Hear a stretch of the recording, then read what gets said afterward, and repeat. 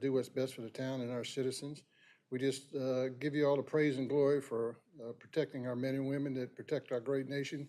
And as a remember the 9/11 survivors and victims, just let people know that you're with us, and we just appreciate all the strength and wisdom that you give us. Be with us tonight, and we just give you all the praise and glory for everything we do. In Jesus Christ's name I pray. Amen. Amen. Pledge allegiance To the flag of the United States of America and to the republic for which it stands, one nation, under God, indivisible, with liberty and justice for all. We're going to have a moment of silence, but did anybody want to say anything but 9/11? Have any words of wisdom? Okay, if y'all just bear with me, let's have a moment of silence and remember those that fell protecting our nation.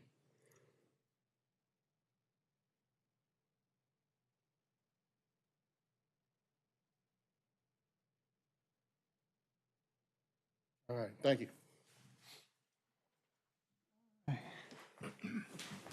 Anybody sign up for public comments? All righty, so we have our consent agenda, and I asked Alex to take off E, and we're going to add that to the regular agenda, sidewalk study approval.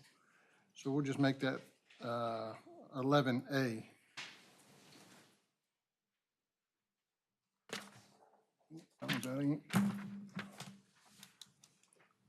Any other amendments? Well, wait a minute. Anything else on the consent agenda? Anybody have any questions? No, sir. All right, can I get a motion on the consent agenda then? Motion to approve the consent agenda as modified. Motion by Mr. Scholl. Second by Mr. Hall. All in favor, say aye. Aye. Ayes have it. All right, reports. Mayor, I have none. So, Graham, you got anything for us tonight? No, sir. Heather? No. Stephen? I do, but it's already an agenda item, so we'll cover that later on. Okay, great. David? Nothing this time. All right, Brad? No, sir. All right, town manager? Alex? Thank you, Mr. Mayor, and good evening, everybody. We just have one staff report today, I believe. It's from Mr. Parker. So, Kevin? Yeah. Evening, council. Evening. So the state, in coordination with FEMA, is updating their flood rate insurance maps. They do it about every 10 years, and it's not the entire town of Stallings, but it's kind of sporadic. Specific panels apply to specific areas. So there's a few panels being updated within Stallings that affects about 170 parcels. I looked through it, nothing seemed too crazy. No primary structures seem to be in the amended areas. So just wanted to give you a heads up that that's ongoing, and that there is a public information and comment period this Wednesday in Union County Government Center from 5 to 8 p.m. for anybody who is affected to come get some more information and ask any questions accordingly. So all I have. All right, thank you, Thank Kevin.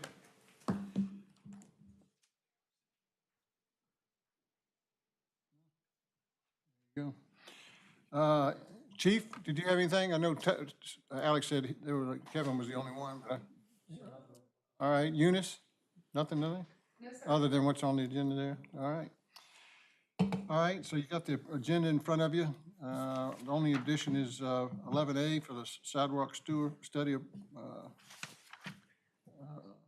review. So any other changes?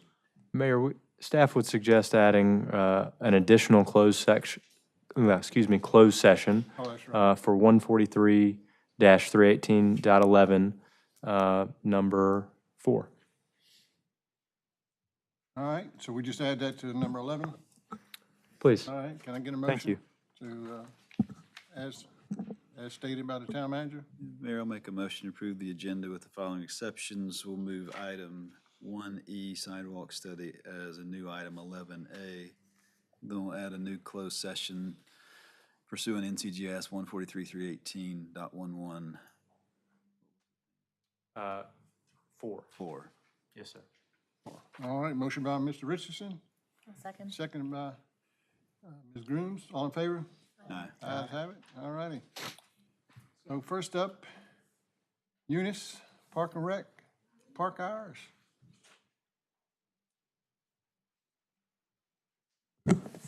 Good afternoon, council. Thank you guys for hanging in there with me. So this is just the second reading of what we talked about at the previous council meeting. I'll just do a quick little refresher. Don't want to take up too much of y'all's time. What we're trying to do is just add to the Parks and Recreation Code of Ordinance. As it currently states, there is nothing in there for the opening and closing of the parks and greenway trails. And as you know, we have the Blair Mill Greenway that's going to be opening relatively soon. So we took this as the perfect opportunity to just kind of get something in stone for that. So how this will work, it'll be open from dawn to dusk. We're going to keep it that way just because the hours change, sunset, sunrise as the years go on. Unlawful for anyone to enter, and the reason that we're doing this second read is because there will be the criminal penalties that the police can come in if they have to. Does anyone have any questions about this ordinance? And Melanie, do I have to read anything exactly for them to proceed, or is this where they will? Second reading just means second time. It's introduced. Awesome. Not one. Okay, perfect. No questions? All right. Thank you guys so much. Thank you. All right, so we have the ordinance amending Code of Ordinances, Title IX, General Regulations, Chapter 92, Parks and Recs. So no questions? Do I have a motion on this? I move that we approve the amending Code of Ordinances, Title IX, General Regulations, Chapter 92, Parks and Recreation, parks and trails hours. All right, motion by Mr., thank you, Graham. Motion by Mr. Hall, second by Mr. Scholl. Any questions? All in favor? Aye. Any opposed? Ayes have it. Thank you. Thank you, Eunice. Thank you. All right, next up, Sewer capacity. nope, sewer capacity study with Kevin again. Kevin Parker show tonight. Here we go. Oh, yes, thank you.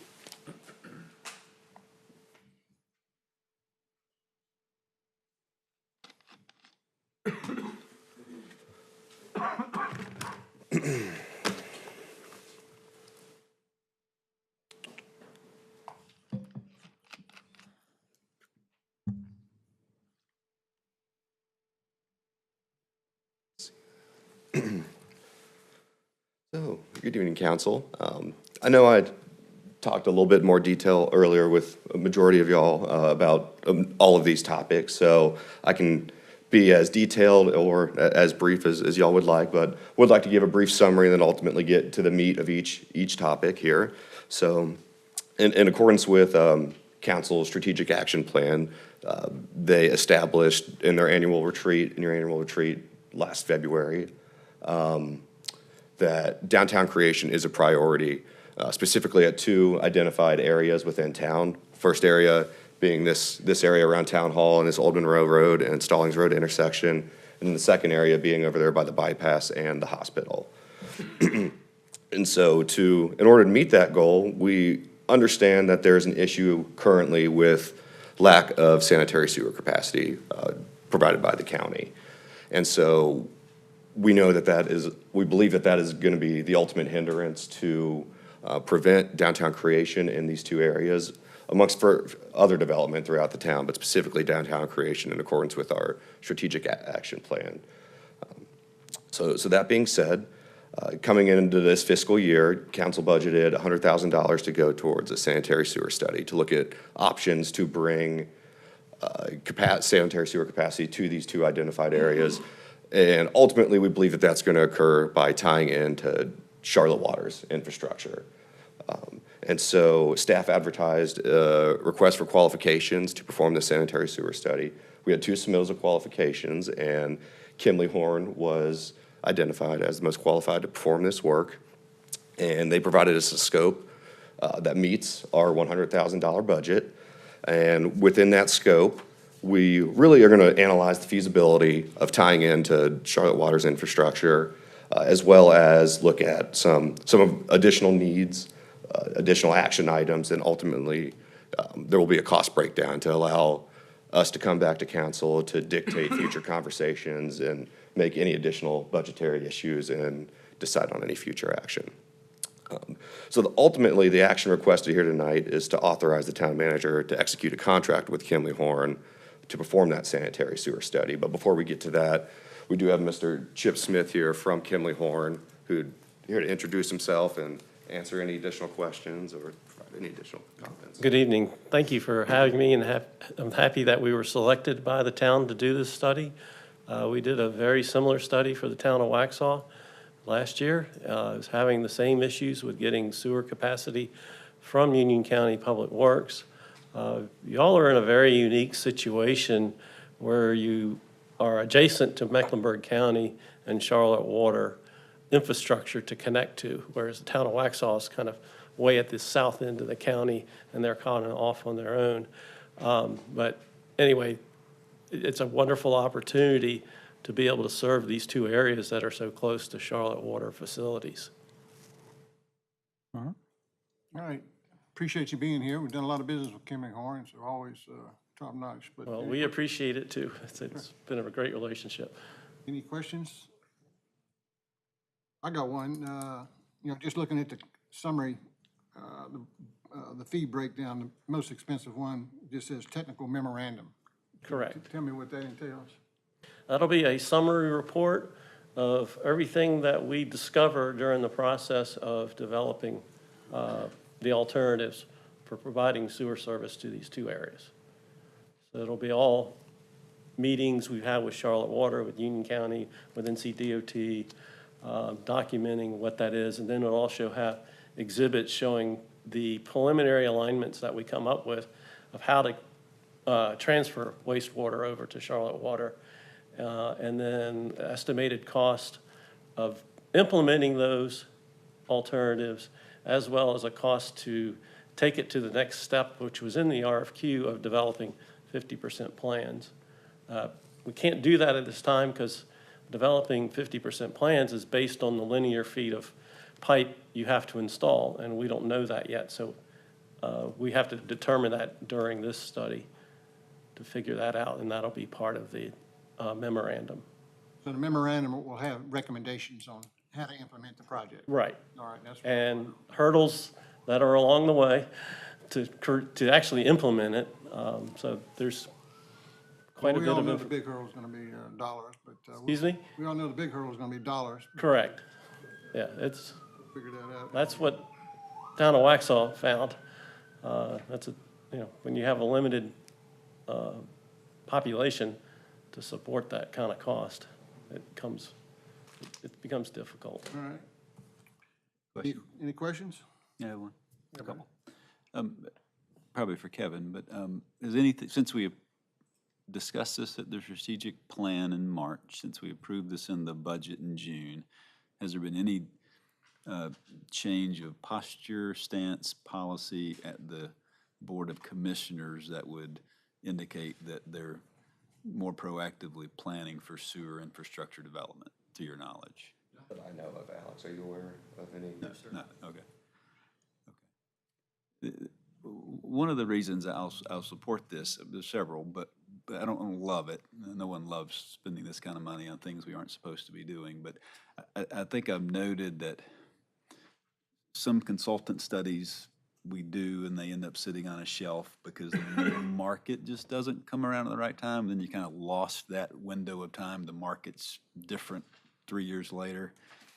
If I understand this correctly, this isn't one of those, meaning that the information gathered will talk, correct me if I'm wrong, will tell us more nuts, bolts, mechanics, flows, distances, gravity, pump, topography that will inform us or the county about how to improve water by offloading to Mecklenburg County. Is that true, such that those things won't change? Those pipes are in the ground, those distances are fixed, the gravity and the topography is what it is.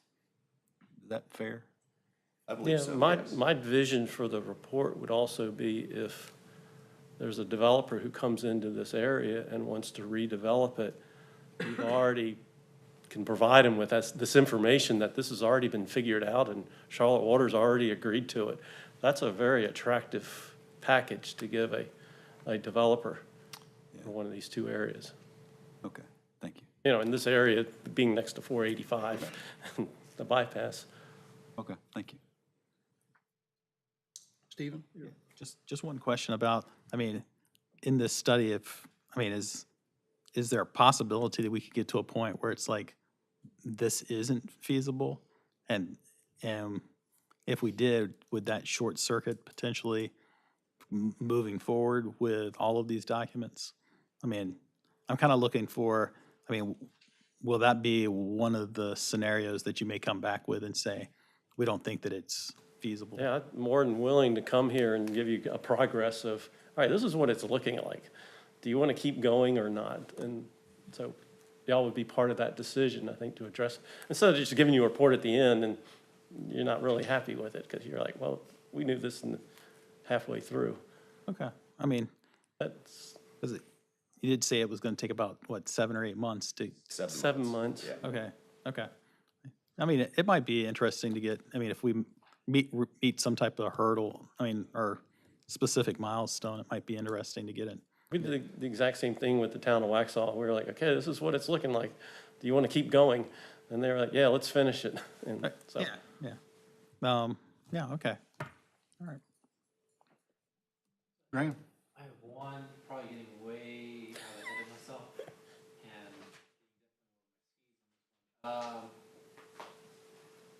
when so, one concern of mine is, and I don't know this at all, like how this connection would happen, but my concern I have is potentially traversing private property.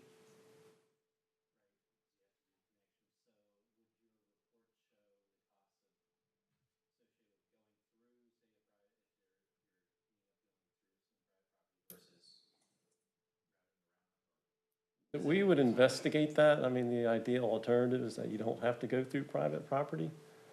But that's the goal.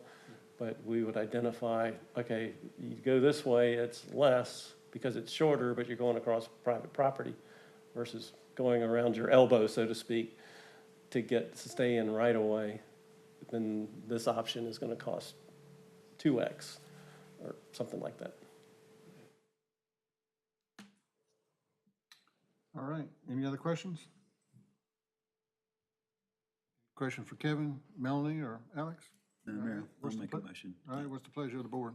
Move to authorize the manager to execute the contract with Kimley Horn to perform the sanitary sewer study for a fee of up to $100,000 as budgeted. All right, motion by Mr. Richardson to support the sewer study, I'll second. second by Ms. Grooms. All in favor? Aye. All opposed? Ayes have it. Thank you. Chip, thank you for being here tonight. Talk to you later, Jeff. Absolutely. All right, next up is the 325 Stallings Road demo and asbestos removal with Kevin. Pretty straightforward on this one. Back in June, staff provided council with some numbers associated with upfitting 325 Stallings, which is the single-family residential property over here on the other side of the government center that we own. And ultimately, what we provided council with the cost to upfit that to commercial use, bring it up to building code, ADA compliance, et cetera. And that was about $300,000. And council did not see that ROI at the time and directed staff to get some costs associated with demolition. So we did get that, and demolition is approximately $17,000. Additionally, we performed a hazardous material study on the building and found that there was asbestos pretty much scattered throughout the building. And so if we did decide to demo that, asbestos would need to be removed, and that would be an additional $17,000. So demolition is ultimately looking at $34,000. Now, I do want to describe that the barn does not have to be removed. And that would save $3,000 in that ultimate demolition cost. So we do have that option as well to reduce the demo cost, but $34,000 would be asbestos removal and demolition of that entire property. And Alex, am I right? We didn't budget for this. That's correct, Mayor. So we can do one thing, do two things, or do nothing. So what's, David? I had a question earlier, Kevin, if we demo it, do we lose the sewer capacity with the county? I did reach out to the county, did not hear back yet. Okay. But to reiterate, I do believe that we would still have capacity for a single-family residential use, but has not been confirmed yet.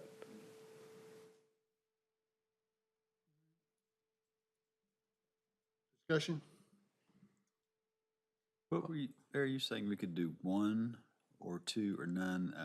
I didn't actually read that. All of the demo except for the barn, or nothing? We could actually just choose to remove the asbestos and let it sit, or demo everything, excluding the barn, whether we decide on that, or we could just leave the property sit as is. I mean, is there any negativity to leaving the property as is? Other than the normal wear and tear that we're already seeing of the building itself, I don't see anything beyond that. We wouldn't want to use the building with the asbestos in there, Right. but we're not using it now. That wouldn't be the plan. The barn, we'd want to use that functionally. It's just, I don't know if you've seen it, but it's a great shed. It's like a shed on steroids. It's 2 levels. It's a great storage opportunity. But the house itself, it's not useful, but it can sit. We can wait. I'm fine to wait. Me too, but I'm good with that too. I'm Be a good with budget, waiting. it can be a budget decision next year, I guess, right. if it's not budgeted. all right, well, we've got a consensus on that. We don't need to vote in, so we'll just wait. But thank you for the work on it, Kevin. Yes, sir. Real quick, is there market value to removing the asbestos? And I think Ms. Paxton mentioned this years ago, and moving the house. Donating, giving, selling the structure. You don't have to answer that now, but maybe for the budget discussion next year. Is there any value in keeping it's a brick house, can it be relocated? I asked that question in honor of Ms. Paxton. Good memory. I think she said that, yeah. All righty, Question. next up is Kevin on the Town Hall HVAC design contract approval there. Are you sick of me yet? So we've been having some issues for quite a while with our HVAC system in Town Hall. So much so that we actually had this budgeted last year for about $400,000 for design and construction to really upgrade and retrofit our HVAC system. Jumping ahead to FY 2024, we advertised in our RFQ, and we received 11 submittals. Well, excuse me, let me jump back for a second. Council approved a $30,000 budget for design for this HVAC upgrade. And so staff requested, advertised for another RFQ to perform this design work. We received 11 submittals, and CPL was determined to be the most qualified firm for this design work. They provided staff with 2 quotes.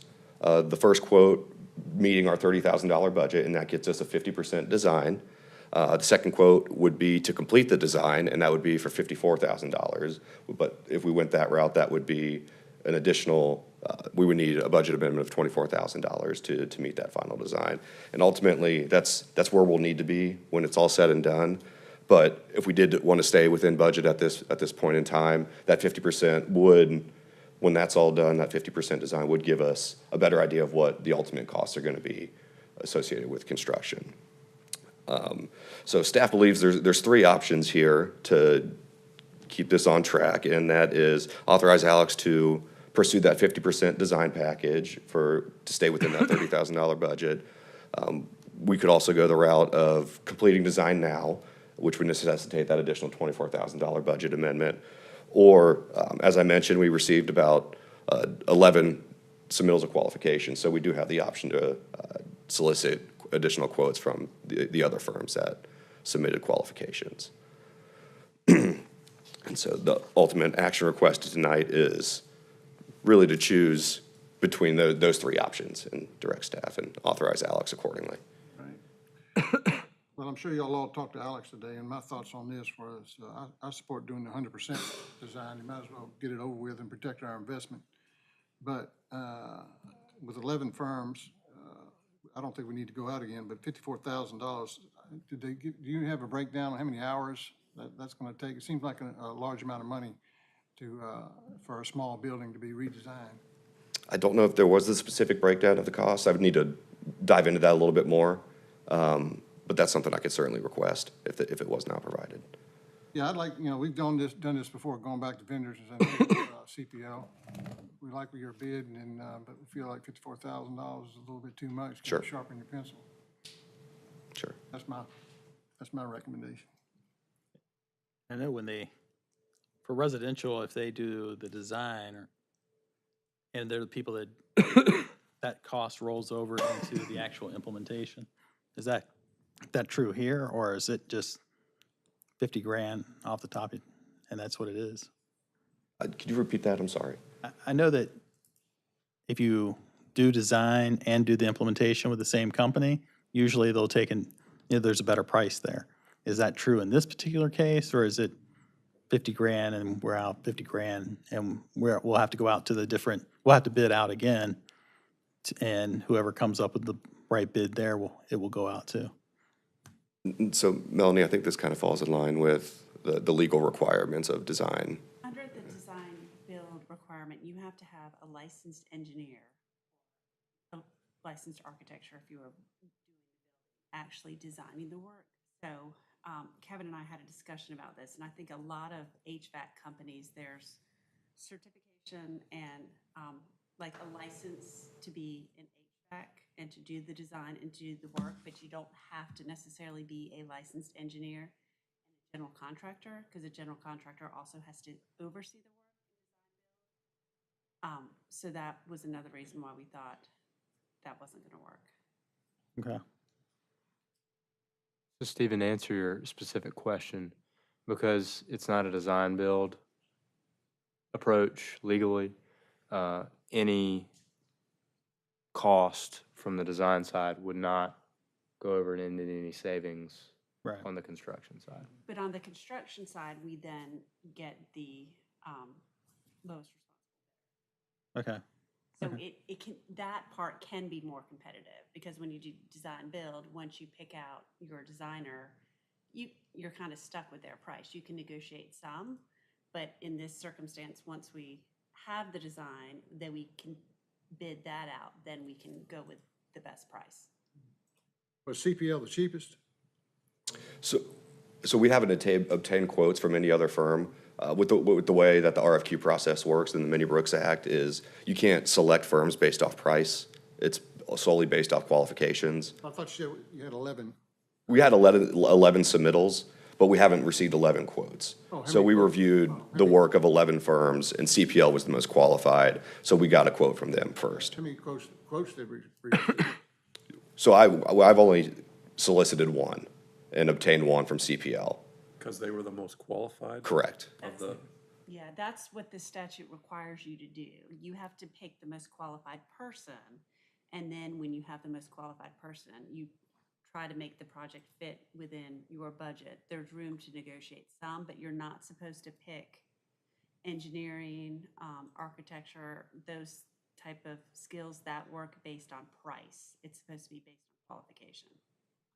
Well, I can't believe of the other 10, that somebody doesn't have equal or better qualifications, that we could go to them. Can't believe CPL will be that much better than anybody else.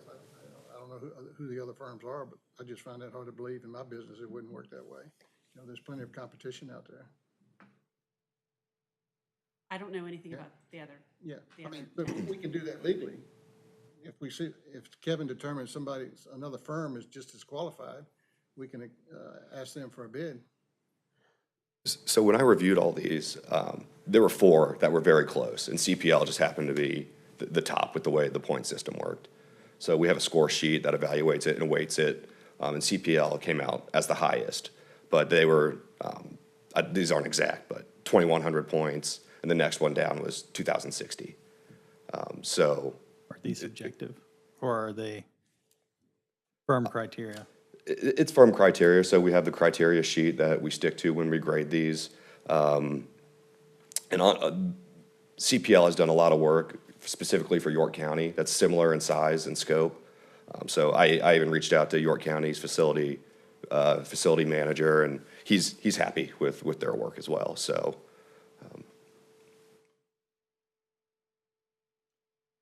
Well, what do we do now? I mean, it's their bid. I know you say you can't negotiate, but If you're not able to make the project work with your budget, at that point, I think Mr. Parker can go to the next qualified engineer and ask, this is our budget, this is what we need to work, and see what their response is. But I mean, the whole purpose of this portion of the bidding statute is not to use price as a factor. well, if you can legally go to the next one online, that's what I'd recommend, rather than getting just one bid. And it might have been 2,100, and the other one's pretty close. I mean, that's what I'd recommend. It just, $54,000 just seems like a lot for a small building. You know, it's not like it's a convention center or something like that. If you do that, Melanie, is that rejecting a bid that you cannot go back to, because then that would be deciding on price? I get confused. This is mind numbing, by the way, as we figure. I know everybody's struggling with this for this project, but is that, can you do what the mayor suggested? Say, that's not in our budget, go solicit the next lowest, highest scoring one, see if it's in our budget, and if it's similar, have you just foregone the opportunity to go back to the first one because you're now deciding on price if you get more than one price? This is frustrating a little bit. Yeah, that's a good question. I'm gonna have to look into that, because I don't know that we've ever had a situation where we haven't gone with the firm that we felt was the most qualified. Or just the first step is you go back to them and negotiate. And hey, we've done that plenty of times. You know, Lynn Hare did it. You know, she didn't like to do it, but I do it every day of my life. So I'm happy to. How much did we originally budget for this study? We approved, council approved a $30,000 budget. If we got it, when we originally talked about it, we discussed during budget time 50, and just because of budget cuts and, trying to be fiscally responsible, we put it at 30. If we got the most qualified firm to come down to 50, would the board find that acceptable? Yeah, any savings is good. I think you're wasting so much staff time on this issue that, yes, I would take 51. Really, I don't know anything about HVAC, and I know that some people do, but we've got a building that's not keeping our staff comfortable. It's inefficient, and I don't know how much savings we're gonna get by going to 14 different firms. I'm okay to negotiate to 50, and if you do it, fine. I would like to give him the authorization to do it if he can get it down to 50, but I would approve it at 54, frankly. All right. Anybody else? What? Got a motion and I'll second it. Okay, so can I make a motion? Well, let me. Yeah, please. Yeah. Anybody have any comments to Alex's suggestion? I guess, going back to that, I thought really can't negotiate. You can negotiate with that company, because there can be a situation, right, where you ask for qualifications and then it comes to a point where it's just not in your budget. I mean, so yes, you can negotiate, but you're not supposed to negotiate based on price, but you can do it if it's dependent on whether or not the project happens or not, based on the money you have in your budget. Yeah, so it's $24,000 over our budget. Yeah. Is the company we used originally still in business? I know we had several units replaced a few years ago, and that company is not in business, who replaced some of our units. But the engineer who designed the system in the first, like, I was just wondering if it was a possibility to go back to them and say, hey, what you originally designed doesn't work. No, I think that's a good thought, and I could certainly, But I don't pursue wanna, I that don't wanna route. hold, it like Brad's saying, I don't wanna, and I said to you on the phone, I don't wanna hold up a process because I know everything takes so long to get done. No, But I think it's, I don't know. I think it's definitely a route worth Somebody pursuing, designed it wrong absolutely. in the first place, maybe they could. You feel that's the case? It could have been poorly designed and I thought that's what the whole problem was, is that it was designed wrong. Yeah, I don't want to speak to the engineering, but in my view, in my understanding from talking with longtime town employees, there were issues with the HVAC system from the outset, and from talking with our technical staff, who know so much more about HVAC systems than I do. I'm not trying to represent myself as an expert, certainly. But the HVAC system was undersized and was designed with residential units, whereas there should have been more commercial units. So it's really undersized and underdesigned for the type of building that it is, based on what I've learned. When the building was built in 2005.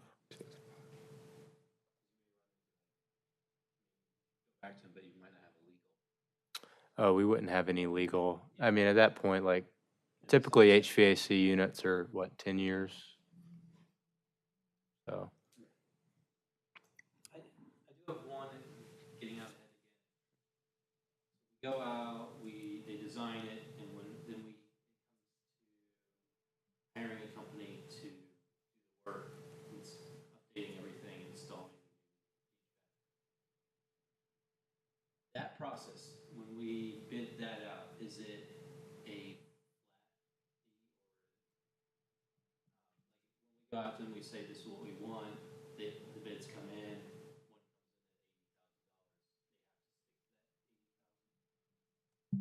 is it making sense? yeah, absolutely. Yes, generally. It'd be like any other construction project, right, where you have specifications and the general contractor has to do the work that's in the specifications. There could be something, unforeseen that happens, right? They discover, I don't know, something crazy, an alien in the attic, right? They've got to design around that. So, it's a ridiculous example, but, Where did that come from, man? on an alien kick. You get little kids. Yeah. But I guess the point is generally yes, but there's also in construction, a lot of times unforeseen things happen. They may come up. So we want to have a little bit of contingency built in for that. But generally, yes, sir, it would be, they would commit to doing the work contractually for the amount that we agreed to them for. Because, I mean, That's a different process that we.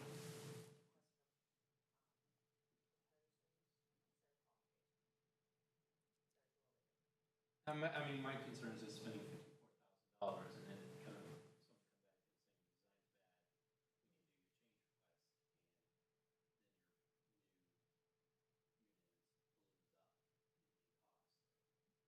Ultimately, and I can work with Melanie on that, but that's something that we could work into the contract with CPL that basically says if this comes back and it's not functioning the way it was designed, or there are issues with the design, then ultimately, for lack of a better word, a warranty period we could build into that contract. Would you agree with that, Melanie? If I can answer Councilmember Richardson's original question. It said if a contract cannot be negotiated with the best qualified firm, negotiations with that firm shall be terminated and initiated with the next best qualified firm. So once we do that, then I don't think we can go back to CPL. Just curious, I mean, obviously the timing here is that we would like to have this work done before the weather gets warm in the spring, based off of what I've heard. So, I mean, everything seems like it takes months to do. How long would this take to turn around? From talking with CPL, about 6 months. 6 months? Yeah. I would also negotiate they get off the toilet if that's the best they can do. I mean, 6 months to turn around an HV design sounds crazy to me, but That's my 10 cents, so. All right, well, I agree. We want to expedite this, but to me, it's worth one phone call to them, said, hey, our budget was $30,000. What can you do for us? I mean, that takes literally 10 minutes. Sure. Yes, sir. That's my recommendation to council. And, I mean, and the other part, I mean, the other piece of this to me is that if it takes them 6 months, that means you're living with this system through next year, summertime, right? Because then we have to turn around and after that and go out to bid for the actual work. So, I mean, it just seems to me like if we can get it moving, that would be better. It seems crazy to have to take a year to get an HVAC system put into a building that already exists. All right, Brad, did you have a? I do, yeah. I'm gonna just 2 words I'll change in the motion. I'll change estimated at to up to 54,000, I think. So I'd move to authorize the manager to execute a contract with CPL for the full design at an amount up to $54,000.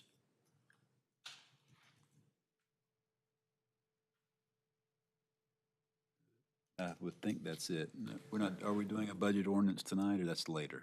Later, yeah. Alex, are you able to speak to the budget amendment process? Sure, sure. No, we would come back to the board with a budget ordinance amendment, likely at our next meeting. So we make sure we have that budget ordinance in place prior to the execution of the contract.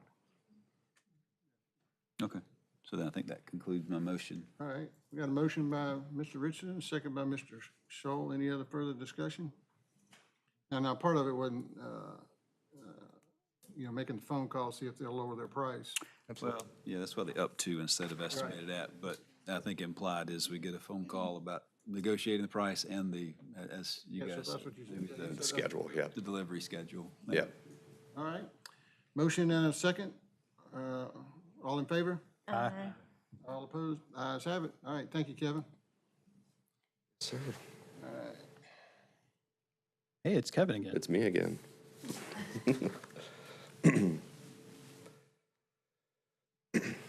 What's next? Twin Pines. Oh, Twin Pines, there we go. What's that? I'm gonna become a consultant for Kimry Horn. That's right. Yeah. Yeah, it's funny in your comment, but HVAC systems, yeah, I called my guy and had it in there within 3 days. He went in and designed my house and said, this is what you need, and 3 days later, so now granted, it's not as big as that. Back in the spring, I called at 8 o'clock in the morning, and I had guys there at 8 o'clock the next morning tearing stuff out. So, I mean, I know that's completely different, but it's like 6 months. That just seems like a long time, a long time. All right, Twin Pines, what do you got for us there, Kevin? Yeah, absolutely. Thank you. So this Twin Pines is this flood mitigation, as a reminder, this flood mitigation and stream restoration project that we've been working through for the past few years at this point now over in Councilman Richardson's district.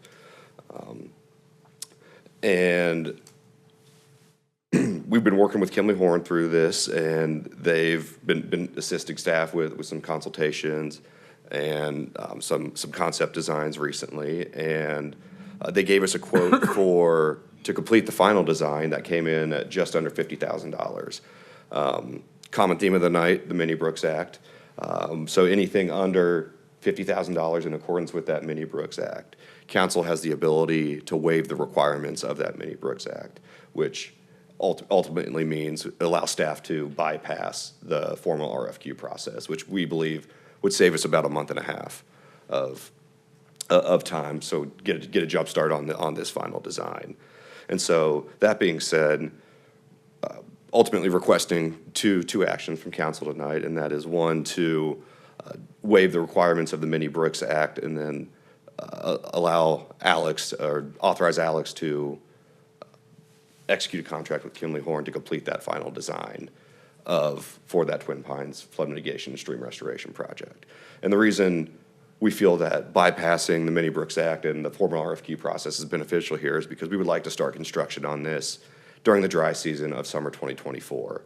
And so we know we're going to have to go through permitting with multiple state, local, and federal agencies, and those permitting processes are never short. So we would like to get a jump start on that and save us at least a month and a half and keep us on schedule for construction next summer. And I can field any questions. So this 49,000 comes out of our stormwater fund? Yes. Okay. And so we didn't budget 49,000? If you do recall, we did allocate $100,000 from reserves to get a jump start on the Twin Pines project, as well as assist us with knocking out some high-priority stormwater projects until we start seeing that revenue come in towards the end of the calendar year. Well, I hate to be a broken record, but I do the same thing with Kimley Horn. We just awarded them a large project to do a sewer study, so I'd make the same phone call saying, hey, we like your scope of your work, but can you sharpen your pencil? Yes, sir. I don't disagree. I'd make the same motion as I did before with an up to, but I would just, I know this is in my district, and it is, in my opinion, one of the more urgent stormwater issues we've had. We had a staff error long before Kevin joined us that now delayed the project and the implementation of controls. What feels like now a year with severe flooding behind homes, with erosion. The project stopped halfway because of the staff mistake that was discovered. Now the Army Corps has to be involved, which added another year. So we've got some really frustrated residents on this short street in District 6 that are looking for us to act and kind of fulfill our commitment to do a really good job of fixing this. So I would make the motion. Kevin's done a great job. Alex, as we met out there not too long ago just with the residents. So I'd appreciate your support of this one. David? Don't we need to do a vote on the waiving the Mini Brooks Act Yeah, first? there's a Combined. there's a resolution there. Oh, for both. Resolution, It's combined, yeah. Oh, I missed that. So I'll read a motion if y'all are ready, and you can discuss it more, but I'll get the motion on the table. Move that we waive the requirements of the Mini Brooks Act, and we authorize the town manager to execute the final flood mitigation and stream restoration design contract with Kimley Horn for an amount up to $49,800. that covers both issues. So I'll see you. Okay. Any questions, comments? All in favor of the motion? Aye. Yeah. Oh, yeah. I'll do it. Okay, second from Mr. Schultz. I'll second that. Good job, good job. All right, we got a motion and a second. All in favor? Aye. Aye. Ayes have it. All right, thank you. Thank you, Kevin. Thank you. See what's next.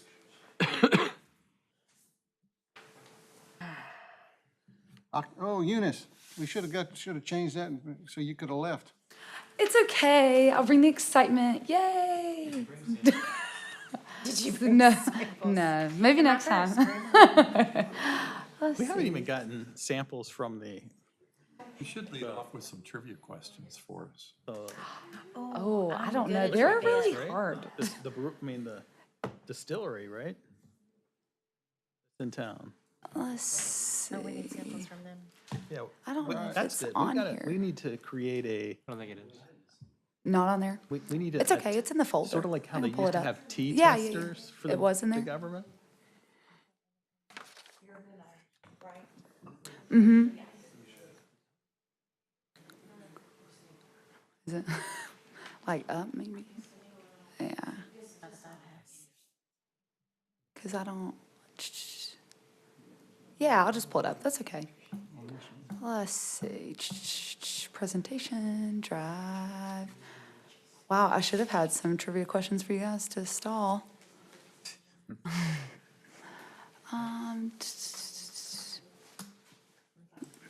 Perfect. Town council meetings.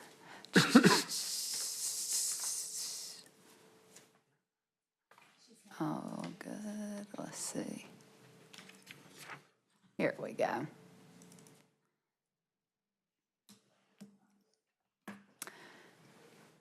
Ta-da! All right, I'll keep this short and sweet.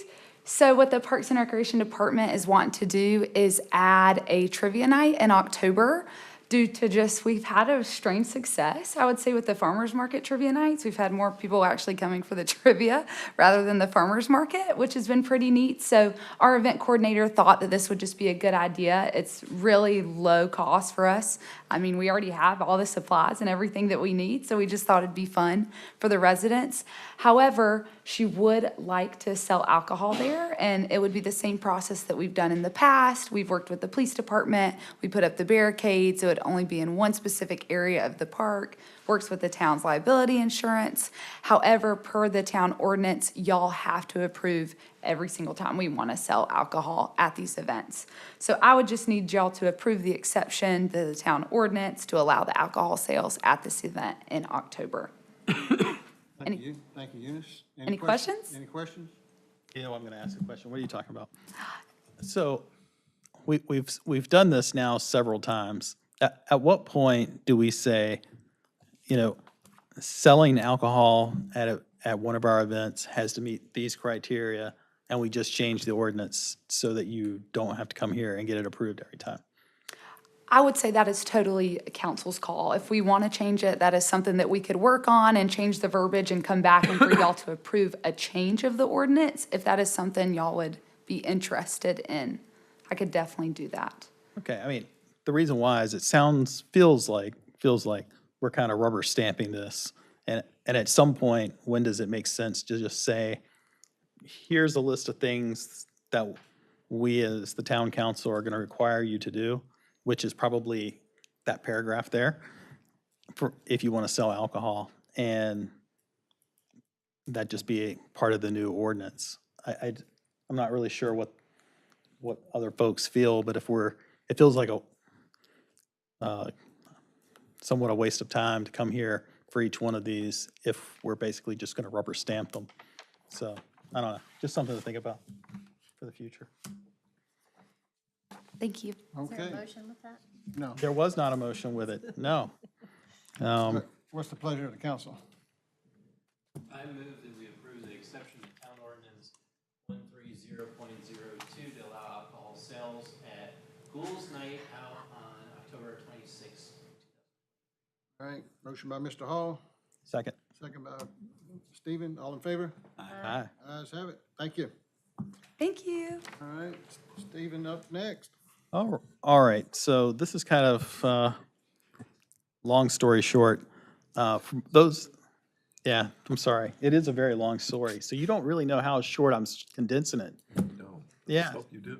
Yeah, so obviously, everybody's aware of the sewer situation for the county. Kevin's already talked to that in several places. For those that don't know, during the WUMA meeting, obviously a hot topic has been the sewer situation. One of the other towns, Marv, is going through something similar to what we're facing. Slightly different circumstances for them, but effectively, they're trying to build out a downtown or place where they're calling the Heritage District. And they've been trying and working with the Union County for probably a couple of years now, trying to come up with some type of solution for their specific problem. They've recently, and I say recently, it's probably been a few months ago now, 3 or 4 months ago, had a meeting with the Union County. And effectively, the commissioners denied their proposal for a solution in Marvin. But as part of that meeting, they specifically told Marvin, well, you could create your own sewer solution, if you will, our sewer authority. Well, of course, telling one town that, obviously, just like us, we don't, and Waxhaw that we've talked about, we don't have a bottomless pit of money for our towns. However, there was a request at the last WUMA meeting from Marvin, knowing that all the towns within Western Union County are facing the same problem, about every member of WUMA basically coming back to their council and asking, what is the opinion of the general, of your council for your municipality, and potentially creating some type of regional sewer collaboration project? Now, I want to be very specific. That is the maximum conversation that we had at WUMA. It's more or less, there's no action with this. It's just kind of a, what do we feel? Are we kind of completely against it? Are we, open to having some additional discussions about it? Is there, this is just basic feedback for Marvin on whether or not the municipalities that make up WUMA are even interested in pursuing it or even at least talking about it at greater degree. And I said, well, since we're approving a contract to look into something similar to that, it's definitely worth bringing up at our council, at least to get your feedback and see what might come of it. So that's it. I just want kind of feedback to take back to WUMA, to what's your thoughts on potentially a Western Union County Sewer Authority that is headlined, if you will, by the western municipalities of Union County? What would be the goal of the new? I think that that's probably something to still be determined. I want to be very specific. This is 150-foot tall. Gotcha. Yeah, I mean, it's more or less, do we even try to pursue anything or even have further conversation, or do we say, yeah, we're not even remotely interested in going or having this topic or conversation? I always like to know what the other towns are doing, and how we can share ideas and things like that, but we just spent $89,000 to do it on our own, unless they want to come in and help us. Okay. Next town over. Okay. Indian Trail's not in the WUMA, are they? They are, Huh? but they're unfortunately, they have a conflict on when they can attend. So they haven't been able to they did not make the last meeting, so they didn't have a conversation about that. But yeah, they have a standing meeting that basically starts an hour afterwards. So they're somewhat limited on which ones they can come to. And they weren't able to make the last one. Well, my thought would be if, share with the group what we're doing, Yep. and they might want to help us with this study, and we'll include them, and they can help underwrite it. But the rest of the council, but if WUMA is interested, that's what. Okay. And I think for Marvin, just to give some feedback on their situation is that they're already plugged into Mecklenburg County, and part of Marvin already uses Mecklenburg County. So part of what their thing would be is that they would actually, want to be able to utilize more of that capacity. And so there's kind of that aspect of it. All right. Anybody else? Any feedback to give them? Steve, I don't even know where to begin. It's such a huge topic. I mean, not important, but just gargantuan. It is huge. I would respond better to someone, not you, I don't know who it would be, taking the time to write a white paper on it that says, this is what we're talking about. These are the hurdles. This is the regulatory framework we're within. This is how it might happen here. Just responding to that, I don't know what to say. Well, I think the problem is that I don't think anybody wants to investigate that kind of time if the message they get back from this conversation is, we're not remotely interested. So I think what it is there some level of interest from the council to at least have some further conversations? I mean, that's what level we're at now. Where I see where you're going, but I think that's probably 3 or 4 steps down the road. At a recent COG meeting, we were talking about infrastructure, and I brought up the idea of, there's new technology in waste management that our 2 antique systems are way, way old. I don't know anything about them, but, and that's how, we were at the same altitude, looking at, the conversation in our group was, well, we need to learn more about them, cost and size. I mean, we saw a potential project coming our way that is a privately owned and run, and that's amazingly efficient. Well, if that's true, then I'd like to learn more about the other systems. It may be possible, if that's really true, that the Western Union County municipalities could look at something like this, but as it stands now, it's like Brad said, it's so overwhelmingly impossible, but I don't know the answer, so until you brought that up, I wasn't really gonna mention it to you all, because I'm just gonna learn about the COG, that opportunity, just take up the Cabarrus, I think it is, go check theirs out and talk to them. This is how I'd answer it for myself, and I don't know if this maybe helps put words to it. Given that we have a council priority to examine our strategic location adjacent to Charlotte Water. We have town center aspirations and industrial hospital development aspirations. We've already begun a process that will take about 8-9 months to develop a plan for the feasibility of adding capacity to the county system that would help every community, not just ours. I'd probably say that's where we're headed for the next year, and not be interested in a discussion of a new water authority. I guess that's how, if I had to write it, that's what I'd write, something like that.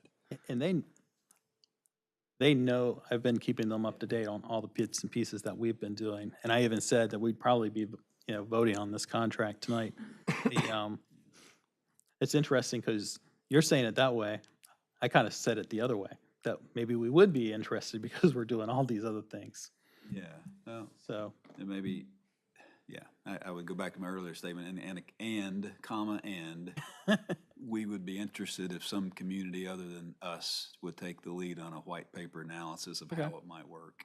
Not that we would not pass the buck, but we're gonna have a lot of work on our hands and costs to do this ourselves. That's what I just talked about. exactly what I'm looking for. Anything? Thank you. So it doesn't come off as, terse. I really appreciate the thinking, but I don't know how to approach that right now. Marvin is probably, they're probably a few steps ahead of us down a similar process. Okay. Where they've already done engineering solutions and tried to present them to Union County. And that's actually what got shot down at this meeting. And so, I think they're at a point where, they've gone to Union County, they've done this, and this, and now they're at a point where, what's next on that horizon to, meet our goals? This is what we want to do. We've already spent this amount of money. They're looking for the next step to take. As a caveat, I had a conversation with Brian Helms, who's a commissioner who sits on CARPO, the Transportation Board. A very great conversation. This was a month or two ago, and suggested that we as a board haven't heard from them. The late Commissioner Rushing was making a tour around the county talking about the strategy. I just suggested to Brian that he was open to having himself or Melissa, who's in our community, Miss Merrill, come and just give us their thoughts. I don't think I would enjoy that. I don't think I've had an audience with the commissioner about the water sewer. I told him we would be open to a thoughtful dialogue without pointing fingers at each other. They've got their own challenges, but and related to that, I'd love to see us invite Melissa and Brian to come to a future meeting. Yeah, I've talked to Melissa. We just hadn't. Oh, okay. Good. More than welcome, Brian, too. I don't know him that well. So. Nice guy. Love to hear what he has to say. Really good guy. All right. I think I have enough to take back to All Wilma. right. Thank you, Stephen. No problem. All righty, well, I should have made the stormwater sewer sidewalk study Oh, 10A. 10A, but Now we got the closed session. Can I get a motion to go into closed session pursuant Can we to do the North Carolina? We do a motion to reorder it? There's a motion to suspend the rules. All right, So I make a motion to suspend the rules to enable us to hear 11A ahead of 10. Is that what I would say? Okay. Second. all right. All in favor of that? Aye. All right, ayes have it. All righty. So Sidewalk study? Yeah, good evening. So I'm back. Very tired.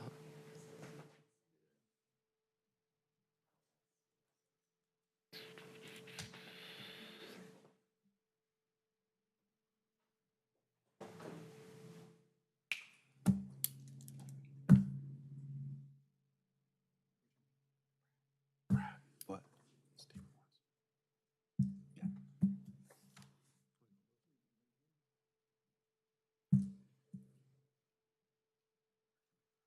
Do we, not till 8:45, right?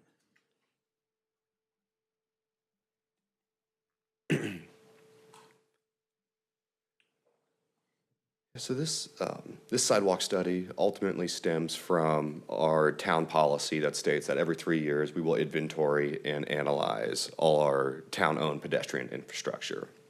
And so to stay in compliance with that, council budgeted $50,000 in fiscal year 2024 to perform this comprehensive sidewalk study. Staff got 2 quotes, and Precision Infrastructure Management was the lowest quote at just under $40,000. And so the action requested here tonight would be to authorize the town manager to execute a contract with PIM for a fee of up to $40,000. And requesting $40,000 just to give us a little wiggle room in case there's additional unforeseen services as we pursue this sidewalk study.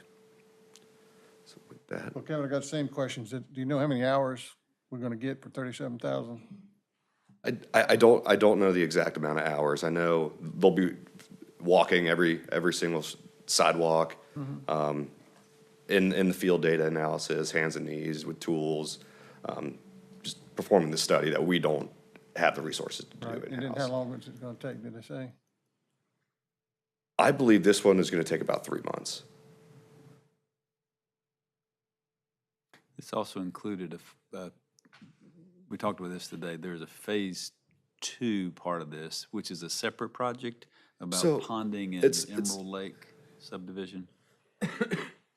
Yeah, so ultimately, we're having issues where there's ponding water sitting on these sidewalks because they're not graded properly. And so that's, in turn, freeze-thaw cycles continuing to damage our sidewalks as ponding water is retained on these sidewalks. So this would be an additional piece to that, which they called a ponding feasibility study that looks at where these areas of ponding are occurring and how to remediate those.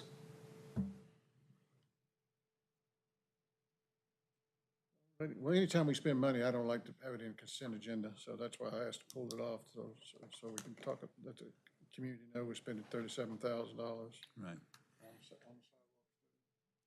You know, And it was budgeted though, in our budget, Yeah, this one. 50,000, so I would, yeah, I'm okay with it, as long as it's budgeted. How is Emerald Lake pulled out for ponding? Is that the only area that's got ponding sidewalks, or? Yeah, well, not the only area, but it's where we're seeing the most of it and getting the most concerns and from residents out there, so. Pam can pass the hat around, can you? Extra fee. All right, what's the pleasure of the council? Yes. This is a requirement, right? We're supposed to do this. This would keep us in compliance with our town policy. It's our town policy, we don't have to do it. It's just, it's a policy, we can break any policy we want, but, we can wait till next year, 2 years. You always yell at me when I break one of our policies. So we- Go for it, Stephen. Huh? Make a motion. All right. I have actually a question. Yeah, go ahead. So, You saved me, thanks. yeah. The inspect for ADA compliance. Mhm. If, am I reading that right, that if we have sidewalks that are non-compliant, that So, in short, no. However, and Melanie might be able to speak to the legality of it a little bit more, but there are ADA, I believe it's Title II, that says any town that's over 50 employees has to have an ADA action plan that ultimately you inventory ADA deficiencies, and then you have a plan to remediate those and correct those. So I don't believe I think including PD, we're around 40, 45-ish employees. So I think it's good information to have and collect while they're out there in the field. So ultimately, it's not a requirement, but it's good information to have.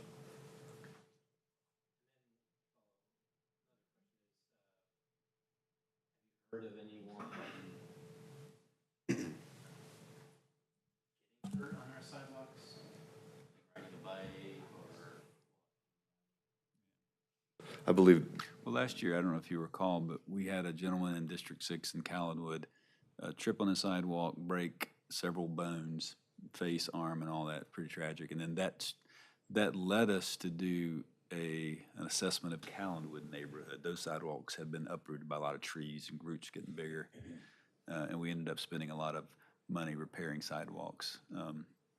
That's the only incident I know, other than myself, sort of tripping when I walk, but I don't fall most of the time.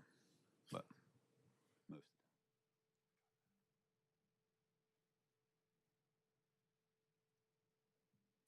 All righty, So this is in the consent agenda, so consent agenda, so This is completely unrelated, but like in my neighborhood, a lot of tree roots are interfering with the sidewalks. If it's going to be a continual problem, continuous? Either. Okay, then would you suggest to the homeowners that they cut those trees down?